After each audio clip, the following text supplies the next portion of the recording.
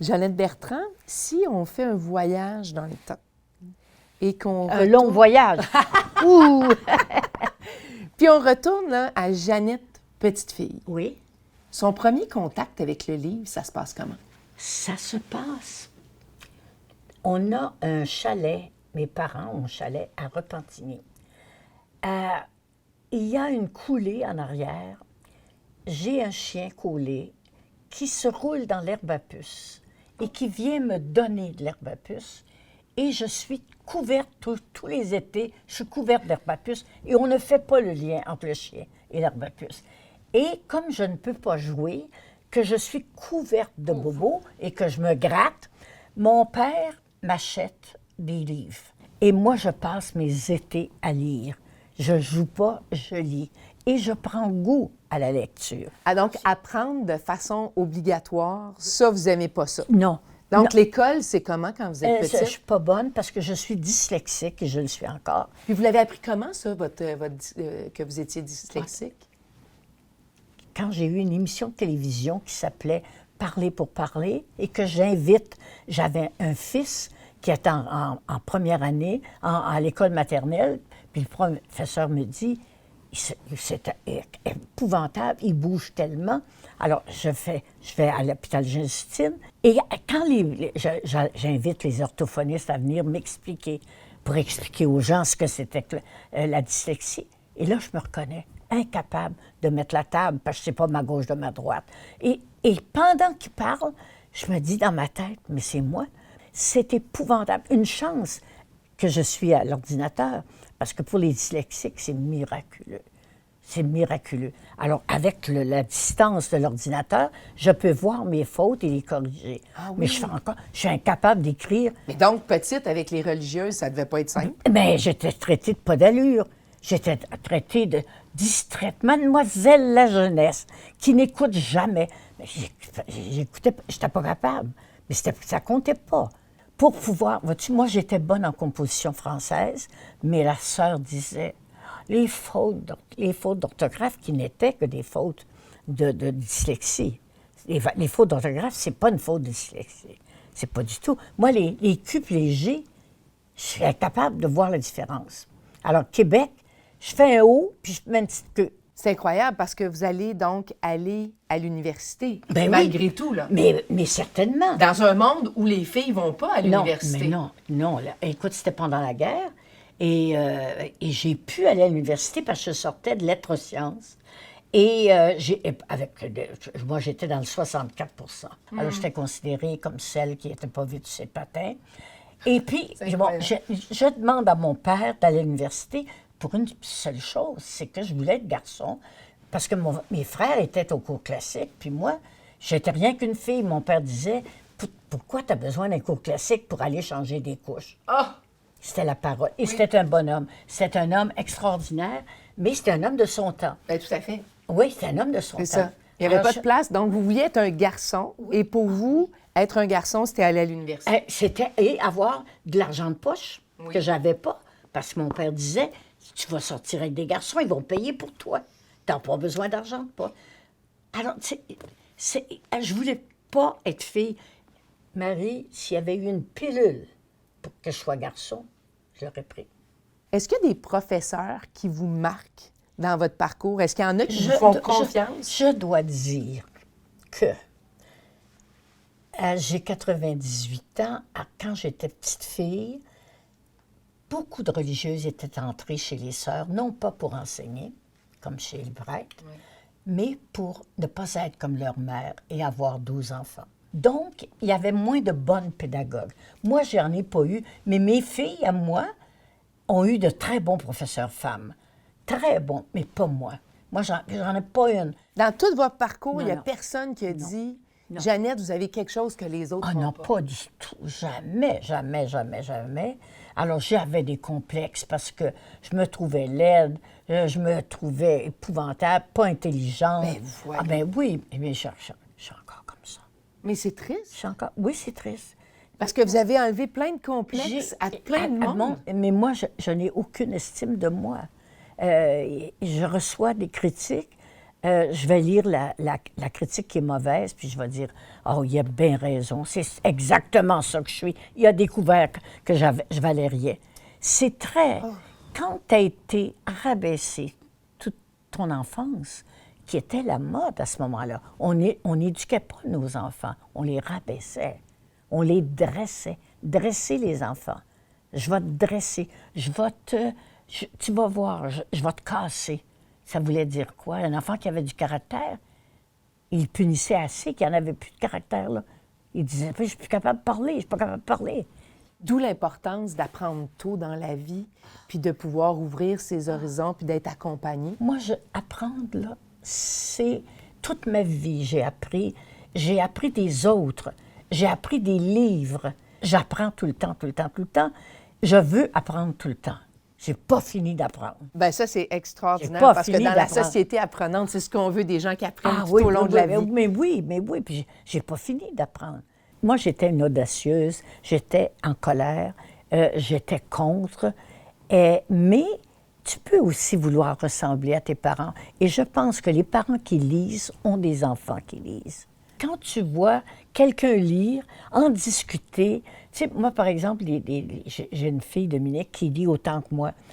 Et nous autres, on peut passer la journée à discuter de nos lectures. Puis à jaser, là. Ah oui, t'as pas lu ça?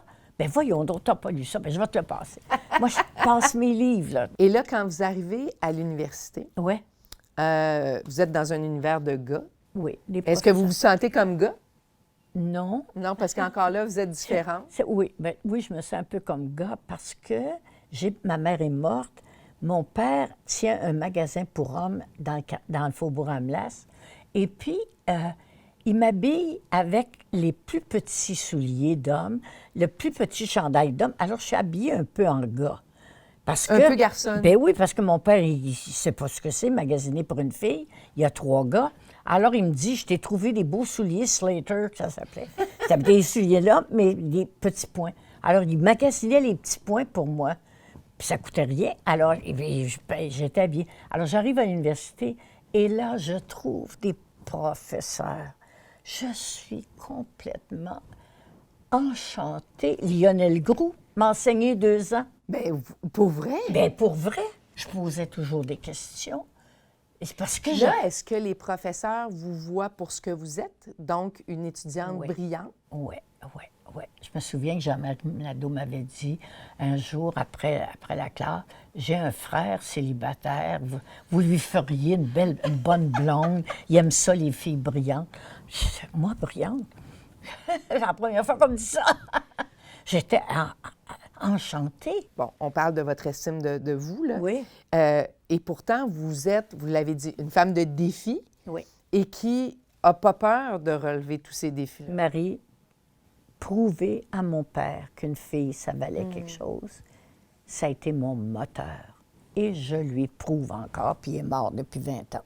C'est ce qui vous alimente? Toujours. Je reçois une offre, là, je dirais, papa serait quoi? Papa, et pas être content. Et je voulais lui prouver, une fille, papa, ça vaut quelque chose. Puis là, vous allez donc, vous écrivez, toi et moi, puis après ça, ça vous amène à écrire d'autres émissions. Oui, moi, je me souviens évidemment de Quelle famille. Ah ben oui, Quelle famille. Quelle famille, ça a joué un rôle important dans la société québécoise parce que, tu sais, on parle d'apprendre tout au long de la vie.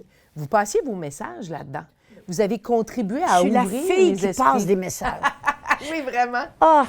Mais c'est ça, vous avez joué un rôle, tu sais, dans cette façon d'ouvrir les esprits avec vos écrits, mais aussi avec, bien, ça fait partie de vos écrits, mais avec un grand A, puis les discussions qui suivaient par la suite. Vous avez ouvert les horizons et les sujets les plus difficiles pour les Québécois. Oui.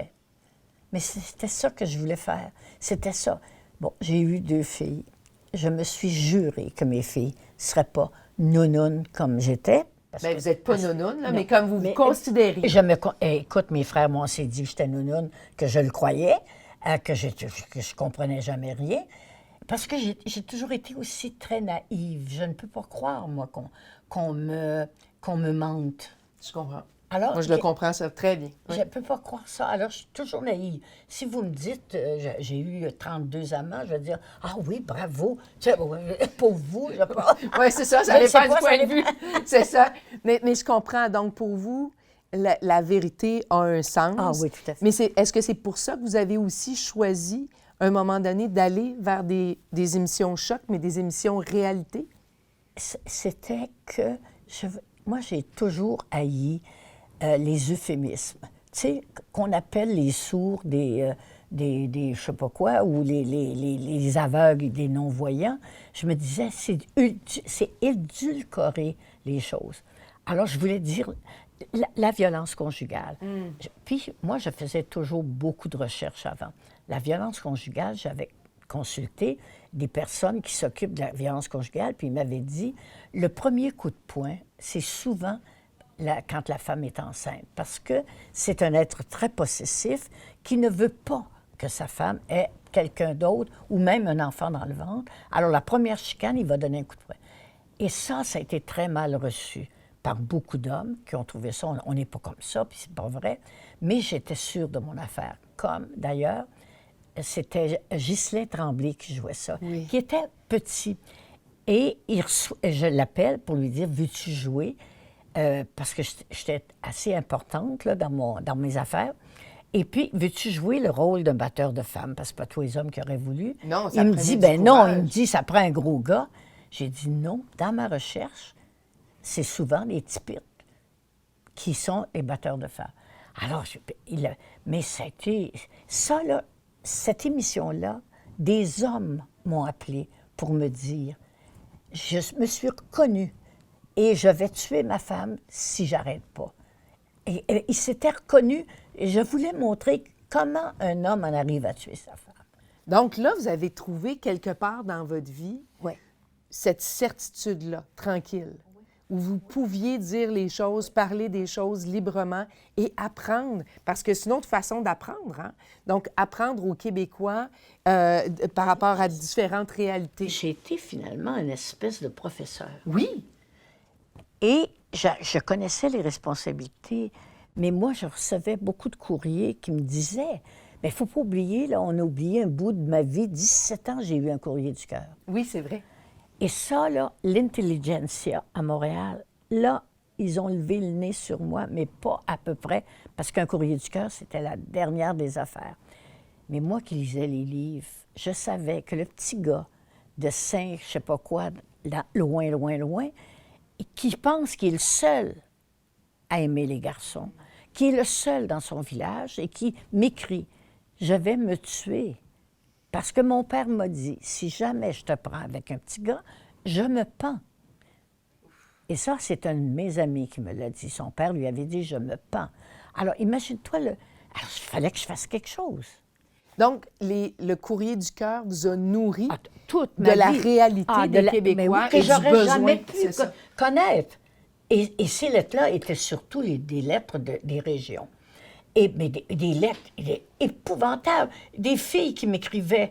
Chez nous, toutes les filles, on y a passé à l'inceste. Je veux pas que ma petite sœur, ma dernière, le soit. Qu'est-ce que je fais? Bien, je disais, il faut aller à la police. Ma mère le sait, puis elle laisse faire. Pourquoi les mères laissaient faire? Parce qu'elles n'étaient pas capables d'aller travailler. Elles avaient une troisième année. Tu vas travailler où? Il n'y en avait pas de job pour les filles.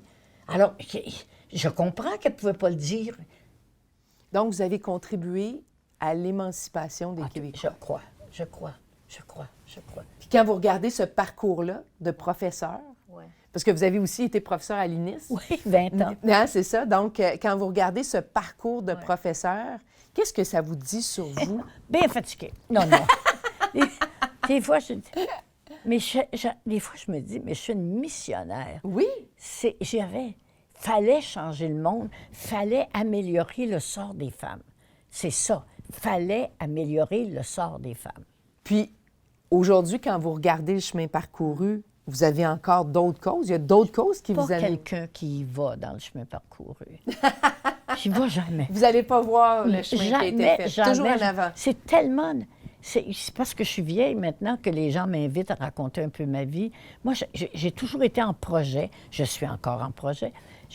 Un projet sur lequel je travaille. C'est votre façon à vous Oui, de vous et relancer je pense que des défis. c'est ça qui me tient en vie, c'est que j'ai encore de la job à faire. Comment on fait pour se garder motivé à apprendre toute la vie, mais aussi à partager son savoir toute la vie? Je pense qu'il faut avoir un but. Puis vous, votre but, parce que tantôt, vous Il avez faut parlé... avoir une cause.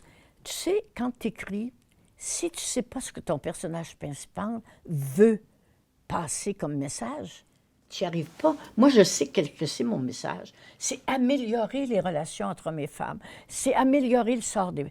Je sais ce que je veux, puis je m'en vais par là. Puis il y a toujours à faire, hein, parce que c'est puis il y a jamais... Ah, mon Dieu, non, C'est ça, c'est jamais réglé. Non, Tu sais, on non, parlait de non. la violence faite aux femmes. Il y a Non. des sujets qui sont encore très, très d'actualité Je comprends. des dizaines d'années Je plus tard. comprends pourquoi il y a encore tant de féminicides. Tu sais, pourquoi on a tant attendu avant de dire féminicide? Il y a tellement de choses à dire encore. Bien, exactement. Qui vous a le plus inspiré? Simone de Beauvoir. Quand j'ai lu, je ne sais pas la date de la sortie du livre, quand j'ai lu Simone de Beauvoir, Le deuxième sexe, elle répondait à toutes mes questions. C'est ça. J'ai tout compris. J'ai tout compris. Ah, c'est ça. Écoute, j'ai tout compris. Votre plus grand legs actuel, parce qu'il en reste d'autres à venir, mais celui, je sais que vous ne regardez pas le chemin passé, mais quand même, ce qui vous rend fier dans votre parcours? Je pense maintenant, je dis, avec un grand A, ça a été important, ça a été longtemps, 10 ans. C'est arrêté pour une folie, mais... puis je pense encore que les grands A, ce serait bon d'avoir une émission, les grands A, et un parler pour parler sur le chemin parcouru. Le plus grand progrès que le Québec a fait, selon Bon, vous? moi, j'ai des petits-fils qui sont pères de famille. Et je les vois être pères d'une nouvelle façon, de la façon des femmes. Si je disais à mon petit-fils Olivier, tu gardes tes enfants cette fin de semaine, il me dirait, je ne les garde pas, c'est à moi. Mais oui. Alors qu'il y a quelques années, il aurait dit, ma femme est partie, puis je garde les enfants, je pogne avec. Tu sais, Ah, tellement. ils sont des pères extraordinaires. Et Bravo. C'est ça, et le Québec est l'endroit où les pères prennent le plus de congés parentaux. Oui, C'est vraiment chouette. Mais oui, Qu'est-ce que, pour vous, un Québec société apprenante? Ça peut être quoi, si vous aviez à y donner une définition ou une vision? une société qui a mis les préjugés de côté sur le fait que quand tu es arrivé à gagner un assez bon salaire, tu n'as pas nécessaire d'apprendre. Tu restes dans ton... apprendre, c'est bon pour les jeunes. Oui. Nous autres, on est rendus, on n'a pas besoin d'apprendre. Moi, à 98 ans, j'ai tellement de choses à apprendre que je ne veux pas mourir. Ah, c'est extraordinaire. Je ne veux pas mourir. J'ai trop de choses à apprendre encore. Donc, apprendre tout au long de la vie. Mais oui. Hein? Donc, apprendre Mais tout oui, au long de la pourquoi vie. on arrêterait? Il y a une chose que je veux passer encore comme message, fatigante. Non, on aime ça. C'est que plus tu travailles avec ta tête, plus tu apprends, plus ta mémoire est bonne. Ah, ça, c'est important. Tu sais, quand les gens Oui. me disent « votre mémoire est extraordinaire », mais je travaille pour. C'est ça, c'est un muscle qu'il faut C'est travailler. un muscle qu'il faut travailler, mais plus tu le travailles, plus tu te forces à travailler, à te forcer à retenir des numéros de téléphone, à te forcer. Tu sais, moi, j'écris un numéro, je vais essayer de le retenir juste pour faire travailler mes neurones. Écoute, quand j'ai accepté d'aller enseigner à l'INIS, c'était que pour mes neurones. Qu'est-ce qui vous rend optimiste pour l'avenir? Oh mon Dieu, moi, je crois en l'être humain. Je crois en l'être humain. Il ne peut pas se développer tout seul, mais en lisant, en apprenant, même si ça ne sert pas. Tu sais, il y en a qui apprennent juste parce que ça leur sert à leur job. Mais il faut apprendre le plus de choses possible. Tu sais, moi, Tantôt, j'ai regardé sur votre liste, votre bureau, c'est un livre, puis j'ai vu un livre, puis tout de suite, là, tu sais, bon, je vais aller me l'acheter parce qu'il faut que je lise ça, ce livre-là. Mais c'est sûr qu'est-ce qui va arriver au 21e Oui, tout à fait. Mais, de François Taddy, qui oui. est un porteur de ce concept de société apprenante. Alors, mais moi, je veux le lire. Il faut que je sache ça. Pour rien, ça ne me servira pas.